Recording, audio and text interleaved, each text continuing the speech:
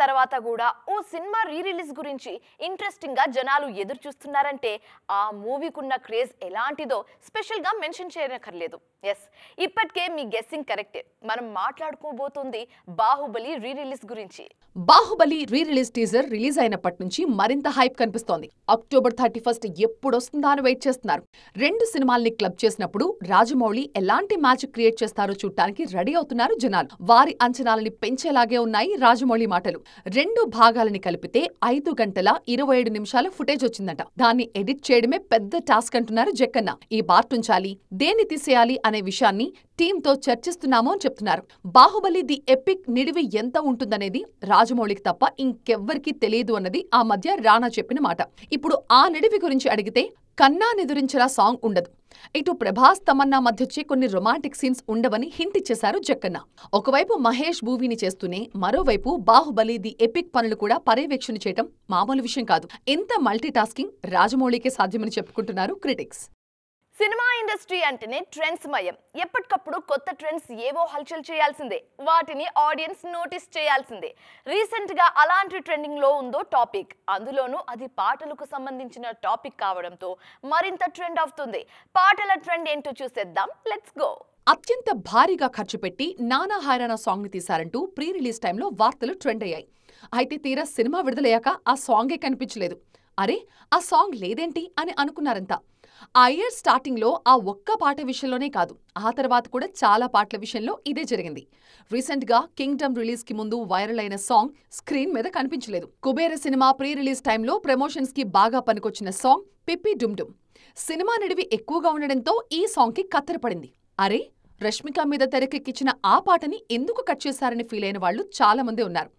Same feel ఆ మధ్య దేవర movie Dawoodi విషయంలోనూ కనిపించింది. తారక్ జాన్వీ కపూర్ మీద తెరకెక్కించిన మాస్ సాంగ్ దావూదీ స్క్రీన్ మీద చుట్టమల్లే హల్చల్ చేసింది. కానీ దావూదీ మాత్రం మిస్ అయింది. ఇండియన్ 2లో నీ పాదధూళి మెరుపవుతాను పాట యాక్షన్తో మిక్స్ అయిన మెలోడీగా వైరల్ అయింది. కానీ థియేటర్స్లోకి రాలేదు ఆ సాంగ్.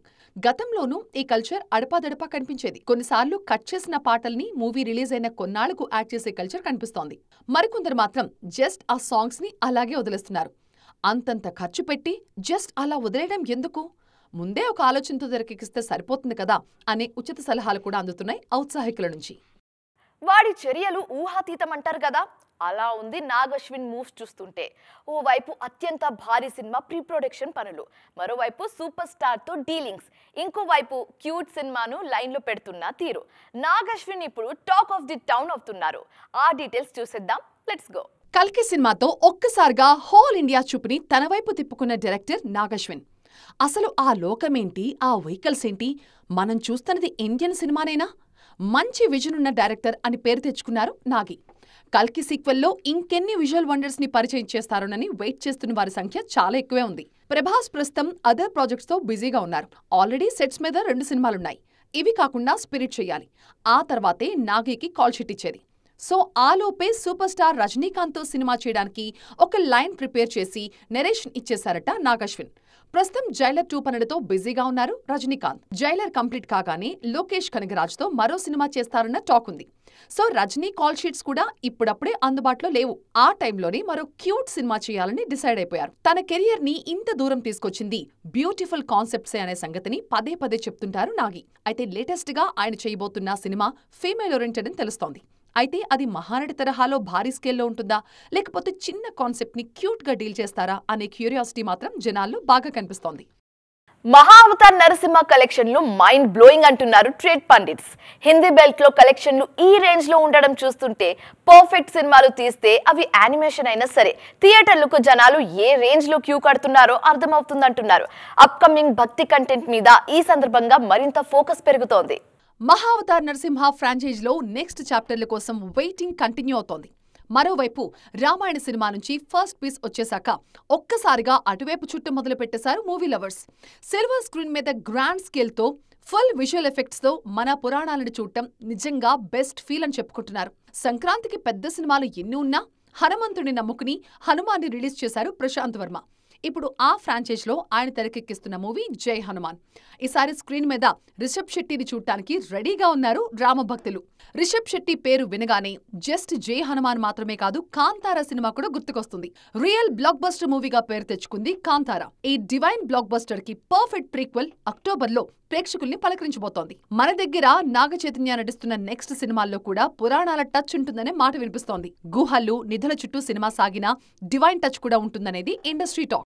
నార్త్ ప్లస్ సౌత్ అనే కాన్సెప్ట్ ఎప్పుడు విన్నా క్రేజీగానే ఉంటుంది. మురుగదాస్ సికందర్ ఫ్లాప్ తర్వాత ఆ జోర్కి కాస్త బ్రేక్లు పడ్డట్టు కనిపించాయి. కానీ అలాంటిదేం లేదు బాస్. ఒకటి అరా స్పీడ్ బ్రేకర్స్ ఉన్నంత మాత్రాన స్పీడోమీటర్ రేస్ కాకుండా ఉంటుందా అంటున్నారు జనాలు. ఇంతకీ నయా అప్డేట్ ఏంటి?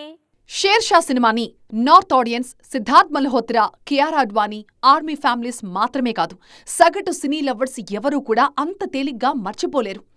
దేశాన్ని, దేశభక్తిని గురించి ఆలోచించేవారు ఎవ్వరూ కూడా మర్చిపోలేరు. మన భద్రత కోసం సరిహద్దుల్లో పనిచేస్తున్న వారి జీవితాలు ఎలా ఉంటాయో కళ్లకు కట్టినట్లుగా చెప్పిన cinema share Shah. Perfect commercial blending అంటూ షేర్ షాతో ప్రశంసలు అందుకున్నారు డైరెక్టర్ విష్ణువర్ధన్. ప్రస్తుతం ఆయన కార్తీక్ ఆర్యన్ కోసం ఒక సినిమాను తెరకెక్కించే పనిలో ఉన్నారు. ప్రస్తుతం ఆ సినిమా స్క్రిప్ట్ వర్క్ జరుగుతోంది. వచ్చే ఏడాది జూలై నుంచి ఆ సినిమా షూటింగ్ కూడా మొదలు కానుంది. ఎప్పటినుంచో జాంబీ సినిమా చేయాలనుకుంటున్నారు కార్తీక్ ఆర్యన్.